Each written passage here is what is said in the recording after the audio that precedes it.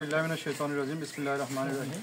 আমাদের ঐতিহ্যবাহী ইউনিয়ন, আমাদের বক্তপুর ইউনিয়ন ৫ নং ওয়ার্ডের গুলজার বাড়ি।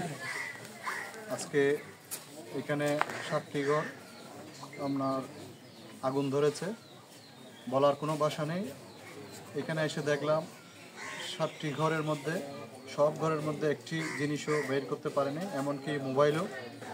আল্লাহর অশেষ রহমত। আমাদের এখানে দুর্ঘটনার মধ্যে আমাদের একজন বৃদ্ধা, আমাদের মা ইন্তেকাল হয়েছেন। আমি ইন্না লিল্লাহি ওয়া ইন্না ইলাইহি রাজিউন। আমি আল্লাহর কাছে ওনাকে আল্লাহ যেন জান্নাতের সর্বোচ্চ স্থান দান করেন, আমি আল্লাহর কাছে সেটা প্রার্থনা করছি। আপনারা যারা এই ভিডিও দেখবেন, ধারণ করবেন, আমি আপনাদের কাছে রিকোয়েস্ট থাকবে, এখানে অত্যন্ত ওনারা গরিব। এই ৭টি ঘর এলাকার মধ্যে যে ৭টি ঘর গরিব, ওই ঘরেই আগুন ধরেছে। তো সকলের সহযোগিতায় আমরা যারা এখানে আমাদের চেয়ারম্যান মহোদয় আছেন অত্র এলাকার, উনি বক্তপুর ইউনিয়নের বারবার নির্বাচিত আমাদের প্রিয় বড় ভাই জনাব ফারুকুল আজম সাহেব, ওনার মাধ্যমে উনি এখানে উপস্থিত আছেন।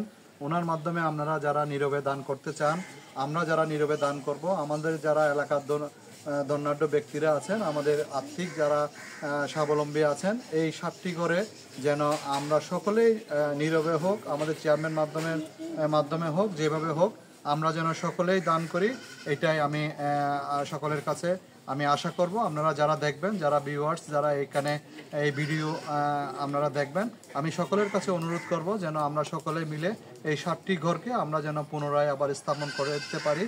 ওনারা যেন আবার সুন্দর একটি বসতঘর যেন আমরা স্থাপন করতে পারি, সেটা আমাদের সকলের কাছে আমি এটা অনুরোধ করব। আমাদের চেয়ারম্যান মহোদয় আছেন, উনিও বলছেন ওনার মাধ্যমে যেন আমরা খুব তাড়াতাড়ি ওনাদেরকে যেন আর্থিক সহযোগিতা করতে পারি, সেটা আমি সকলের কাছে আমি কামনা করছি।